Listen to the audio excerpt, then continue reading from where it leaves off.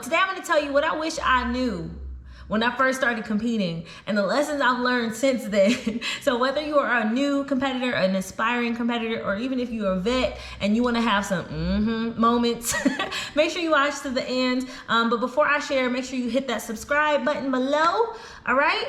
Because I got lots to share. But today we're gonna stick to what I wish I knew when I first started. So first of all, when I first got into competing, it was one of those like thrown in the fire type of situations. I was actually in the gym and someone was like, you look like you're about 4 weeks out from a competition. Had no idea what that meant. So I went home and did some research, found out that, you know, there were different divisions, and I was just really attracted to the bikini division because it wasn't really far off from what I currently at the time looked like. So I'm like, oh, I could do this. Like, let's see what this is about. And so when I first started, it was exciting to like be coached. I had grew up an athlete, and so it was definitely an experience that I was familiar with, being coached by someone. And so I was excited about that. My coaches were my unofficial coaches. They were actually friends who just, you know, were like, let's see what happens. And that is exactly what that process was. Let's see what happens. So the first thing I wish I knew was what kind of suit to get, because I did not know that you should just invest in a good suit, right? The suit that I first bought was off a website called Celia that still exists, I believe, and you could get like a base suit off of there. Some of them have like the stones on it, like the Swarovski crystals or whatever crystals they have on there. And I remember asking a friend who I saw in photos, I was like, hey, I see you do these competitions, you know, where'd you get your suit from? So she sent me there, and I went there and ordered my suit. My suit was like $75 because I had heard that suits were like $500, $700. And I, at the time, couldn't afford that. So I'm like, we gonna DIY this suit, okay? So I went on Celia, I spent like $75, and my plan was to just bedazzle my own suit. So that's what I did. I went to Michael's, I got as many little Swarovski crystal packets that I could afford. By the way, those were not bought off a wholesale site. So 5 or 6 of them crystals cost like $20. I was like, wow, okay, well, I'm not gonna spend $300-400 on these because I might as well have bought a better suit if that was the case. So I literally had probably like 50 or 60 stones, right? And so for whatever reason, I had like a mannequin base, like a little torso, you know, with like the boobs. And so I used that to like put my suit on and bedazzle it. I bought some like craft glue, not like tacky glue or Elmer's glue. Don't try me if you thought that, but like glue that you make jewelry with. So I used that to bedazzle my little suit. Again, I only had enough money at the time to allocate toward like 60 stones. So I just divvied them up as much as I could and spaced them out. I even bought some like non-Swarovski crystals to kind of offset what I didn't have. And so I bedazzled the top and I left the bottom bare. Don't know why I decided that. I just thought, you know, the top would be enough until I got to my show. And my coach at the time was like, where's the stones for the bottom? Is that your practice suit or? And I was like, no, that's it. He was like, no, we need to, we need to fix that.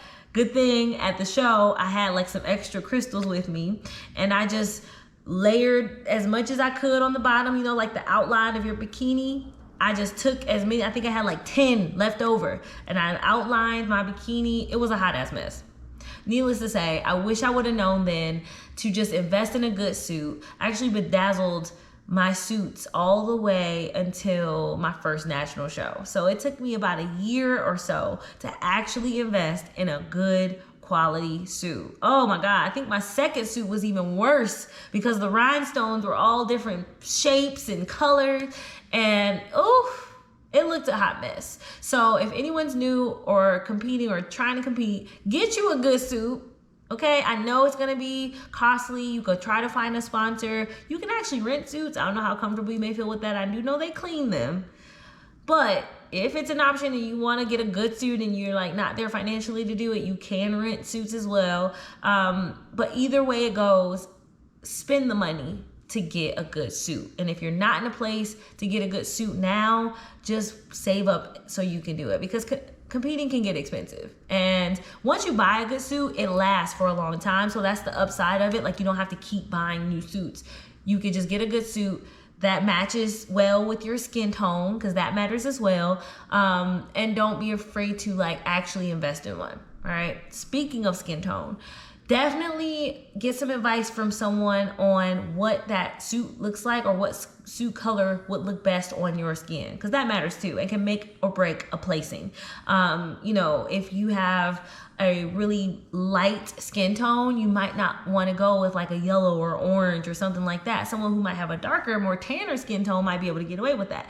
Those are already like non-traditional colors, but someone might be able to stand out with those suit colors in bikini if they have like a more tan skin tone. Now, you know, if you have maybe like a darker skin tone, you might not look the best in darker suit colors because it doesn't contrast with your skin well, right? So you're going for the contrast, and make sure that you get a suit that complements you, that complements your skin, and that don't look a hot ass mess because you tried to finesse and piece it together. I will say, was able to get away with, you know, bedazzling my own suit, probably because I was doing local, smaller shows. And despite my posing, I think I had a natural stage presence that might have been a distraction from the suit itself. So all in all, get you a good suit. All right, speaking of posing, I wish I would have spent time practicing my posing,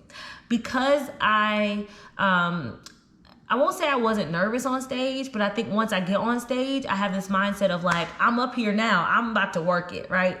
But that doesn't mean my posing was up to par. And I definitely self-sabotaged myself for a while, for a long time, because of my posing. Body would be great. You know, suit, makeup, and hair might not be the greatest. We'll get to that in a second. But if my posing was better, I definitely probably could have been further along if I would have practiced. And so I would go to like posing workshops. I would look up stuff on YouTube and just trying to kind of do it on my own. And again, cutting corners, right? I did hire posing coaches a couple times, but even in between those sessions, I never practiced at home. Like, I would only practice when I had to check in with my coaches. And I never, you know, took time to really, you know, drive it home every day. Never did that. And so that definitely showed up when I got on stage. And that is something, when you hear people say like, pose every day, it matters, because it's just like practicing for if you grew up an athlete, or hell, a musician, or anything that you are trying to get better at. If you don't practice, how are you going to get better, right? How is it going to stick? How is that muscle memory going to continue to show up? When you get on stage, I don't care how much you posed or practiced, whatever your muscles remember and your mind remembers, that's what's going to go show up on stage. So if you haven't practiced, there's nothing for your mind and body to remember, right? So make sure you practice your posing. And if you don't know what the hell you're doing, YouTube is not going to cut it. You need to go get somebody to show you how to do it. Hire somebody who can give you a second eye. I even check in with posing coaches so I can be like, okay, what can I do differently? You know, should I change something? Should I add something? It always helps to have a second look, okay? Even if your coach gives you pointers, if your coach is not an expert in the division that you're posing in, go find someone who is, okay? Because that definitely matters. Now, the next thing, okay, since we're talking about being on the stage, hair and makeup. Ciao. I think the first time I invested in my hair and makeup was 2018. Now, I've been competing since 2015. I didn't compete every year, but I competed 2015, 2016, and 2018. And so 2018 was the first time I invested in getting my hair and makeup done. And it's a night and day difference. If you're not a makeup artist, let somebody else do their job for you, okay? Again, competing can be expensive, but you definitely don't want to cut corners on something that you've worked so hard for. How much of a slap in the face would it be to bust your ass, do all the training, do all the dieting, all the mindset stuff that can happen with competing, and then because you decided to cut corners on your stage presence and your glam, you get knocked a placing, or you don't win the show, or you fail because you decide to cut corners. Do yourself a favor, make sure you invest in hair and makeup, okay? Because glam matters, especially if you want to do a national show and you want to go pro. Like, if those are your goals, set yourself up now to get in the habit of doing those things, because judges remember you. As much as you would think that they might not because of the number of people that are there, they remember, right? So if you are at, you know, a show, a local show, and you do well, and then you come up to the national level and like you look like you pieced together some stuff, they're gonna remember that stuff, all right? And not everybody, but definitely some, especially if you stand out. If you decide that you want to go pro, that is something you're going to have to do. So make sure you do that. Some people like doing their own makeup. And I will tell you, of the girls that I've seen who've done their own makeup, even if they make it to the top level, Olympia, they stand further apart from the girls who are getting their actual hair and makeup done. You can tell. You can tell the difference. Like, you look good. Your makeup looks good. It's not like, oh God, like how did they get on stage? Nah. But you can tell a distinct difference from someone who was like glammed up and poised and polished between someone who just kind of did it on their own. That includes a wig. I don't care how laid your hair you think it is on a regular day. You know, you do it at home in your bathroom.